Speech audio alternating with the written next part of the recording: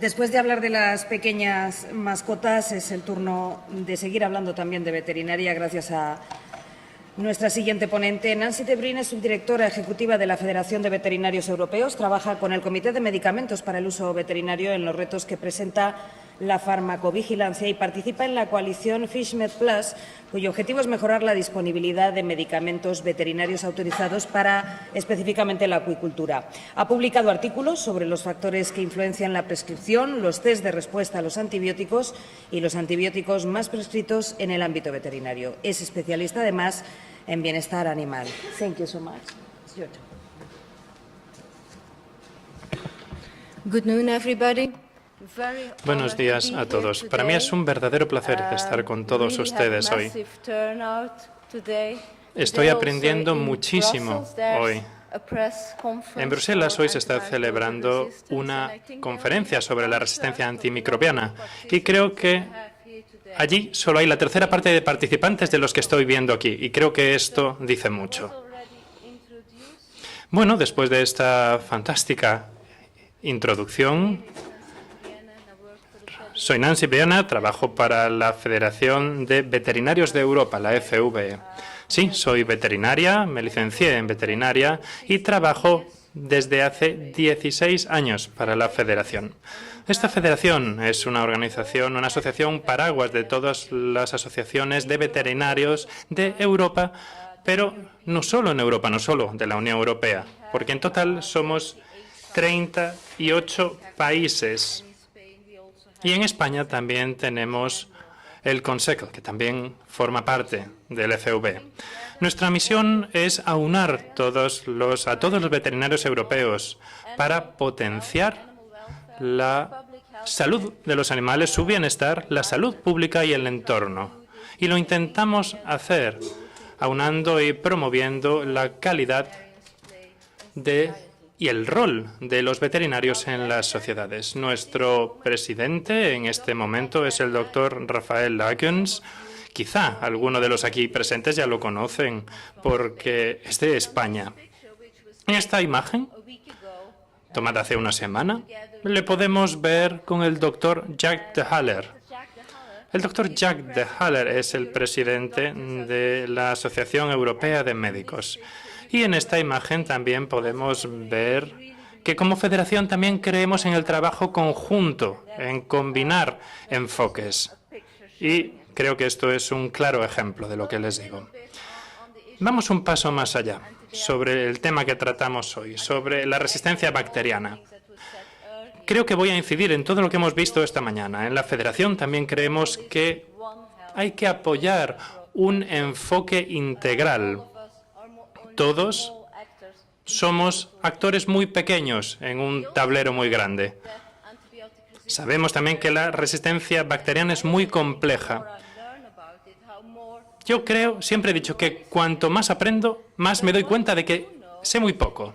Lo que sí sé es que tenemos que reducir el uso irresponsable de los antibióticos y evitar su uso en la medida de lo posible. Ahora bien, si decimos que queremos reducir el uso de antibióticos, queremos saber, por un lado, las cifras que tenemos encima de la mesa.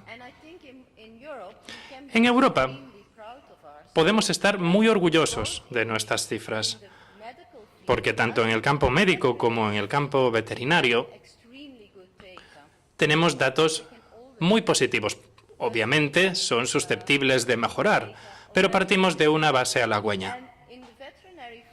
En el campo de la veterinaria, estos datos se recogen año tras año y lo hace el ESFAC, que es la Agencia de Supervisión del Consumo de Antibióticos. Son datos de venta. El último informe al respecto salió el año pasado y cubre todos los datos referentes a 2014. Y lo positivo que hemos visto en ese informe es que a lo largo de los años, en el sector veterinario, el consumo de antibióticos se ha reducido. Así que es una buena noticia.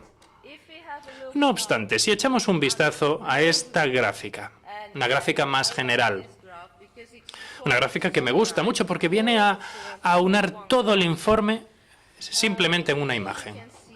Aquí podemos ver los países que participan en los datos de SFAC. Hay un aumento de miligramos por PCU, así que no es un volumen total, porque obviamente en ese caso los países más grandes tendrían un volumen mucho más grande, sino que se ciñe a las unidades de la población. ¿Cuántos animales tiene cada país? Y también vemos en ese caso que hay enormes diferencias. El país que utiliza menos es Noruega, a la izquierda de todo, 3,1 miligramo por PCU. Y en el extremo derecho está España, y lo pueden ver marcado, que llega a los 418 miligramos por PCU. Obviamente esto no es explicativo del todo, porque no deja de ser una imagen para todas las ventas de antibióticos, es decir, que no tiene en cuenta si tenemos en cuenta muchas aves de corral, muchos cerdos, sabiendo que estos animales utilizan más antibióticos que otros animales. Tampoco tiene en cuenta la situación de enfermedades locales de cada país, tampoco tiene en cuenta la situación de las explotaciones, tampoco las condiciones climáticas, pero aunque tuviéramos todo esto en cuenta, seguiríamos viendo las grandes diferencias que vemos en este nuevo cuadro. Vamos a centrarnos ahora en la comparación entre el uso de antibióticos entre los humanos y en los animales. Es un poco complicado porque las mediciones son ligeramente distintas. En 2015 se elaboró un informe conjunto entre EFSA y ECDC. En azul, en la barra azul, podemos ver las cantidades que se corresponden con los animales. Se ha corregido, son miligramos por kilogramo, no es el volumen total, repito. Y en rojo podemos ver los datos para los humanos. Es decir, en algunos países podemos comprobar que el consumo humano es superior al animal y en otros países es a la inversa. En esa flecha a la izquierda podemos ver cuál es la posición de España. El cuarto por la cola. Los datos humanos. Los datos humanos se centran en los antibióticos que son cubiertos por la sanidad. Estamos hablando de datos de 2012. Pero también hay que tener en cuenta que los datos de 2014 también se incluyen de alguna manera. Vamos a centrarnos ahora más en el uso de los antibióticos en los animales. Podemos distinguir entre dos categorías. Uno, para los animales de compañía, y en este sentido la presentación del ponente anterior ha sido fantástica, me gustaría decir. Y por otro lado, los antibióticos que se usan en acuicultura y en la ganadería. Hay tratamientos individuales para los animales de compañía. Y como tal, bueno, son volúmenes muy pequeños en comparación con el uso de antibióticos para los otros animales. Como ya he subrayado, hay una relación muy cercana entre los propietarios de los animales y esto puede aumentar la probabilidad de que se propaguen las enfermedades, ya lo ha dicho el ponente anterior, y también hay un uso muy importante de antibióticos en los animales de compañía. Centrándonos ya en los animales de ganadería, es algo totalmente distinto. Hay sobre todo tratamientos de grupo, tratamientos para los rebaños, por ejemplo, y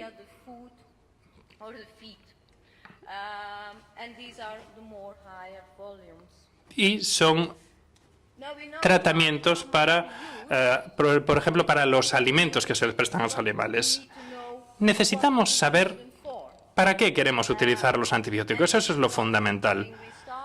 Y este es otro estudio que hemos puesto en marcha, lo pusimos en marcha en 2013, como federación junto con los líderes de las agencias de medicina.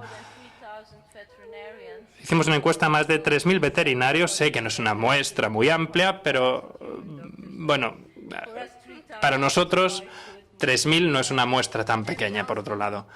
en comparación con el número de médicos que hay. Si prescribes y si recetas antibióticos, ¿con qué objetivo? Y aquí podemos ver un compendio de las respuestas de los veterinarios, y esto lo pueden ver en la página web en la que se incluye el informe. Pero me gustaría ahondar un poco más. Por parte de la Agencia Europea y de EFSA, lo que queremos, una vez más, es ver cuál de las enfermedades requieren esas recetas, pero también queremos ver cuáles son las etapas de producción específicas o en qué etapa de vida se encuentra el animal cuando recibe el antibiótico y cuál es la relación.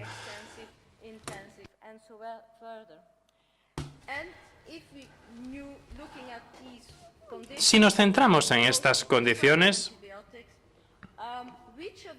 ¿cuál de estas enfermedades es la más fácil para ofrecer una alternativa y no tener que recurrir a los antibióticos? ¿O qué enfermedades es muy difícil que reciban otro tipo de medicamento? Bueno, pues puede ser que algunas enfermedades requieran simplemente una vacuna, pero no de antibióticos. Todo esto lo pueden encontrar, toda esta información, en un gran informe que todavía no se ha publicado, porque se va a publicar como un anexo al informe de EFSA y a la opinión de EMA, que será publicado en los próximos meses.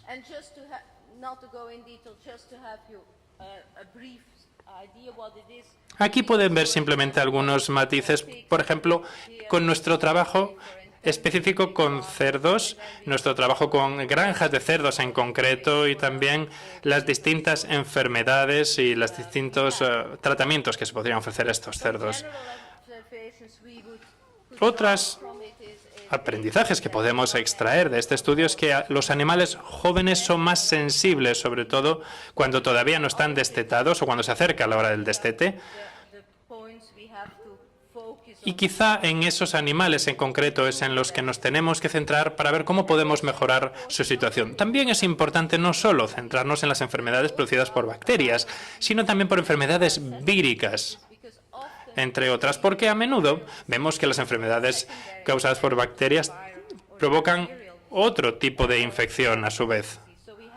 Así que tenemos que ser capaces de también curar este tipo de enfermedades. A continuación me gustaría mostrarles, mejor dicho, un par de ejemplos del trabajo que hemos llevado a cabo en un par de países. He escogido las prácticas óptimas que también hemos incluido en nuestro informe. Bien, el primer país al que me gustaría hacer referencia es a Francia. Francia empezó en 2012 a participar en un estudio. Lo que ven aquí son unos datos muy sencillos de un estudio muy profundo. Empezaron en 2011 con el plan EcoAntibio, que era un programa multidisciplinario con múltiples actores que se centraba en los distintos aspectos, los distintos pilares. Bueno, ya lo hemos visto antes, esos 5 pilares, ¿verdad?, por la mañana. Y también se centraba en desglosar la información por sector. Todo el sector de los cerdos, el sector de las aves de corral, etcétera. La siguiente fase es la fase de 2017, de Antibio 2017, y ahí se produjo una reducción del 25% con referencia a los últimos 5 años. Nos hemos centrado en los antibióticos críticos, porque vemos que esos son los más difíciles de frenar. En cuanto a la prevención, hay que mejorar, y se ha mejorado las campañas de prevención, se ha mejorado la relación entre esas campañas y la reducción de la prescripción de antibióticos. Bien, entre 2012 y 2017 se logró reducir todos los antibióticos en un 20%. Los antibióticos críticos en un 21% y la colestina en un 25%. Un segundo ejemplo. Mi país, Bélgica. Bélgica es un país complicado. porque en Bélgica hay distintas regiones, pero también tenemos distintos idiomas, así que no siempre nos entendemos muy bien. Por lo tanto, este estudio ha requerido más tiempo en mi país. Empezamos a prestar apoyo con AMCRA en 2012. Es un centro que se centra en la resistencia de antimicrobios. Una vez más, es un enfoque multidisciplinar y de múltiples actores. Y a continuación pasamos a una visión, la visión 2020. Quieren reducir en un 50% el consumo de todos los antibióticos, en un 75% el consumo de antibióticos críticos y en un 50% la alimentación medicada en 2017. Es un objetivo algo ambicioso, me gustaría decir. En 2015 empezaron un sistema de monitoreo a nivel veterinario en las granjas y ahora lo están haciendo extensible a otras especies. Pero a principios de 2016, más o menos, vieron que había habido una reducción, pero que todavía esos objetivos de 2020 quedaban un poco lejos. Así que, una vez empezado todo el plan, a partir de junio de 2016, se trató de elaborar un sistema corregulado, es decir, se hizo de la mano de otros sectores. Y se aprobaron varias leyes. Por ejemplo, hay una prohibición del uso de antibióticos importantes a menos que sea necesario y se ha aprobado una serie de pruebas de sensibilidad. De la misma forma, también hay recetas electrónicas. ¿Cuál es el resultado de todo eso? Hasta ahora vemos aquí que entre 2011 y 2015 la reducción de antibióticos ha sido de casi un 16%. Seguimos estando muy lejos del 50% que nos habíamos marcado para 2020. Los críticos se han reducido en un 6,4%. Seguimos estando muy lejos del 75%. Y también se han reducido los piensos medicados en un 14,7%. El último ejemplo. Podía haber escogido otro país, pero me he centrado en los Países Bajos. Empezaron algo antes que los otros países, quizá no tanto como los países escandinavos, y empezaron con asociaciones público-privadas. Eso sí, tenían un látigo detrás porque decía el gobierno, si no lo hacéis vosotros, lo vamos a hacer nosotros con medidas drásticas. Esto significa que introdujeron sus programas de monitoreo en las granjas y con los veterinarios. En 2008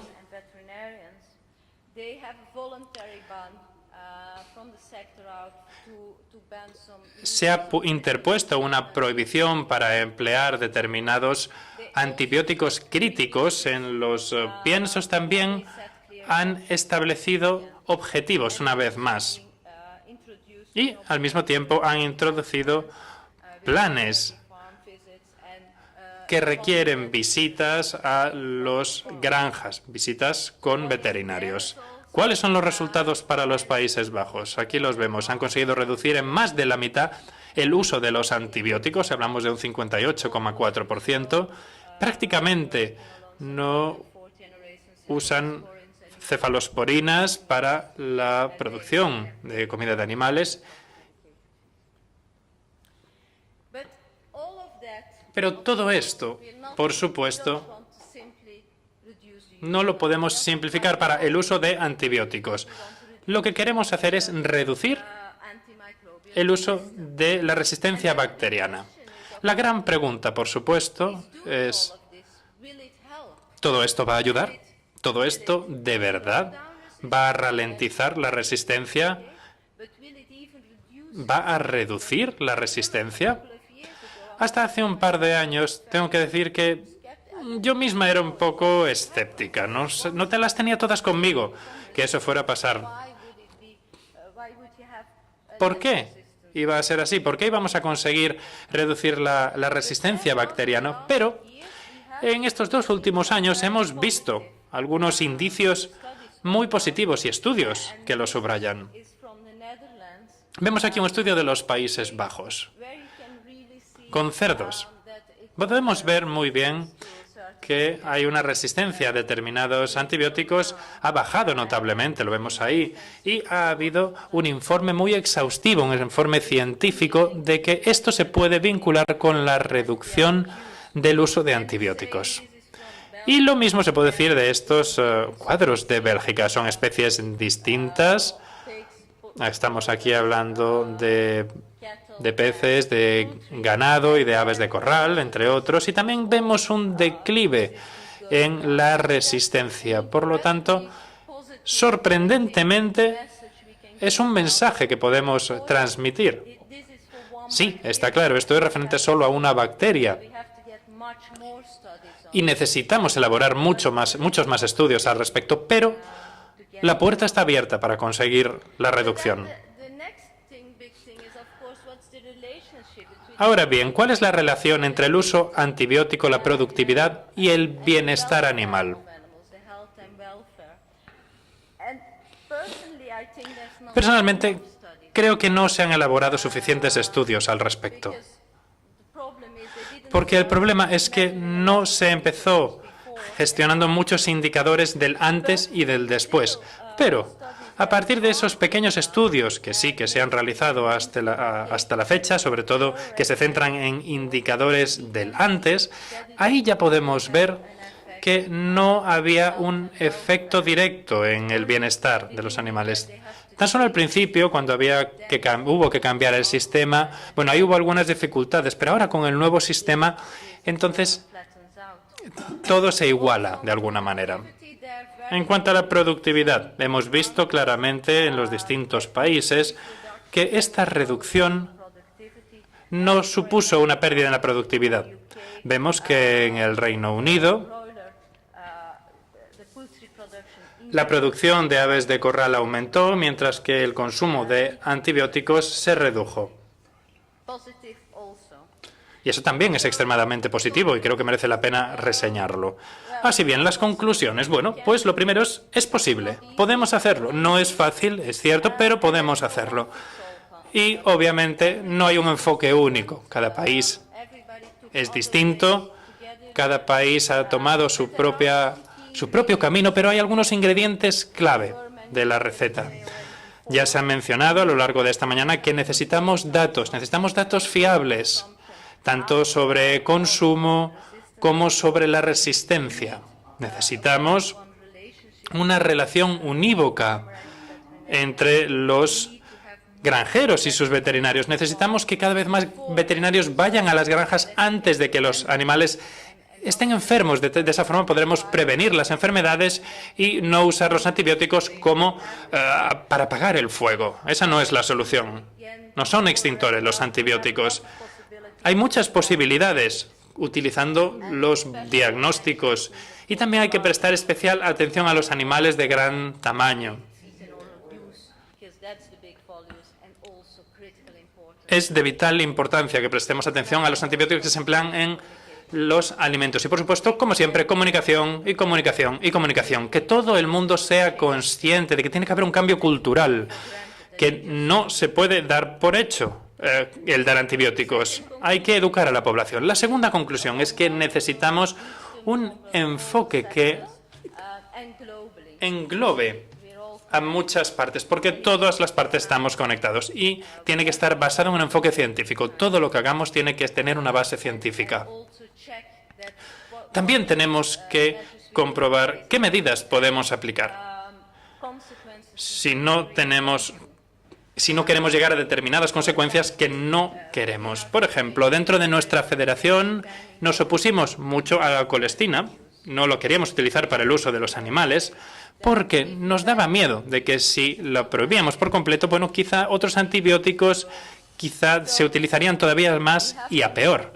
Así que tenemos que asegurarnos de que hagamos lo que hagamos, lo hagamos basándonos en hechos, en datos científicos y vayamos en la dirección correcta. Y tiene que ser siempre un trabajo equilibrado y en colaboración. Como decía, tenemos que trabajar con muchos sectores y también con responsables de las asociaciones veterinarias, porque además es la única forma de avanzar. Tenemos muchas actividades de concienciación sobre la resistencia bacteriana, pero obviamente esto no tiene fin. Estas son tan solo algunas de las iniciativas, pero a lo largo de los años seguiremos elaborando más. Y, bueno, esto es algo que quería enseñarles. Este año hemos puesto en marcha un concurso, porque queríamos, digamos, acercarnos un poco más al mundo médico. Queremos salir de esa burbuja también veterinaria y queríamos acercarnos un poco más a los propietarios de animales, a los ciudadanos en general, de tal forma que fueran un poco más conscientes de qué necesitan saber acerca del uso de los antibióticos y acerca de la resistencia bacteriana de las mascotas. Así que hemos puesto en marcha, bueno, una especie de concurso divertido y esperemos que tenga mucho éxito. Y muchas gracias por vuestra atención.